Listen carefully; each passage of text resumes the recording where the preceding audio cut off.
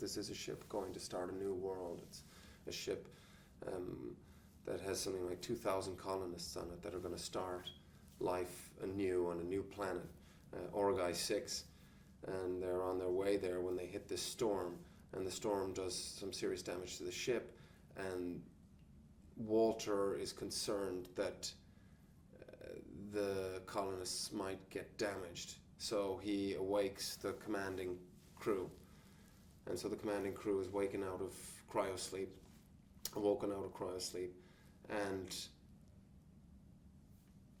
soon after they've woken up, they hear a beacon. They hear what seems to be a distress call or signal, which happens to be Shaw's distress signal, from a planet which seems to fulfill all the necessary requirements for them to start a life, i.e. air that's breathable and fresh water, foliage, and sustainability, a sustainable planet essentially. So they decide, rather than going back into cryosleep, which will take them another 6 years, I think, to arrive at their destination, they decide to take a look at this planet.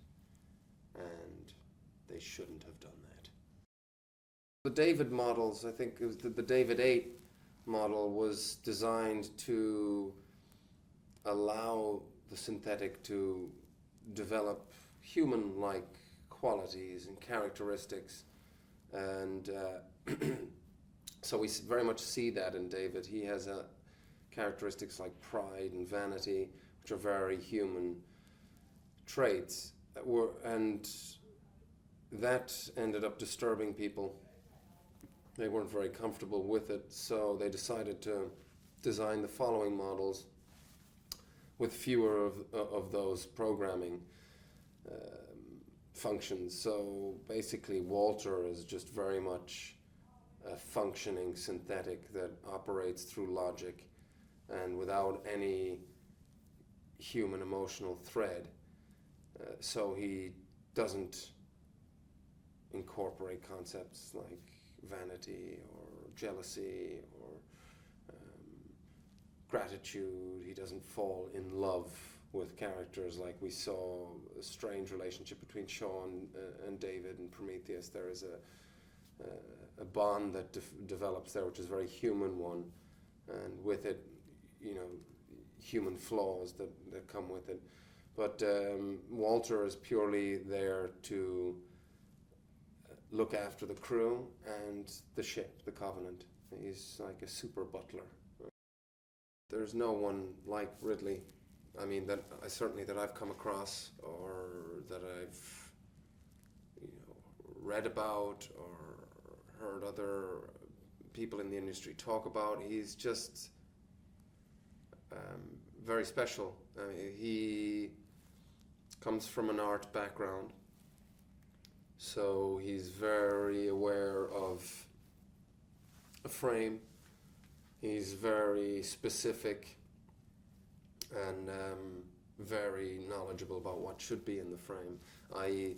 working with both costume department and the looks and the outfits that we're wearing to the art department. And I've seen him sort of talk with both departments in great detail and in a language that is familiar to them,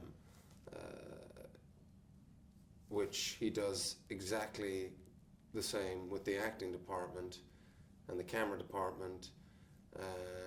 Every department, he's seen everything, and I think through making so many commercials himself, also with his company, his passion for talent in the industry and his acknowledgement of talent, again, in all departments. Ridley will always pick actors that might be in the fringes of popularity, let's say, films that are more art house, and always, again, great diversity in his cast, different ethnicities that he uses, and also just the way that he notices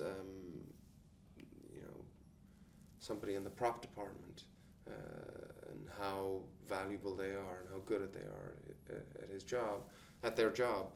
He's he's just an all-rounder, and that would be selling him short, because he's a master, I think is the best way to put it. He's a master filmmaker, and there's not many out there. I think it's a very rare breed.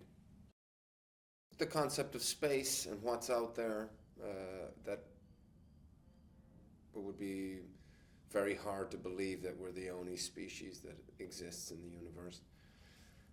So there's that to begin with. And then I think the idea of parasites, things that would use us as a host, I think that's quite a disturbing concept. And for me personally, I always remember from the first Alien film, John Hurt and the neomorph bursting out of his stomach, and that's always sort of stayed with me. And I suppose it's that idea of something growing inside of us.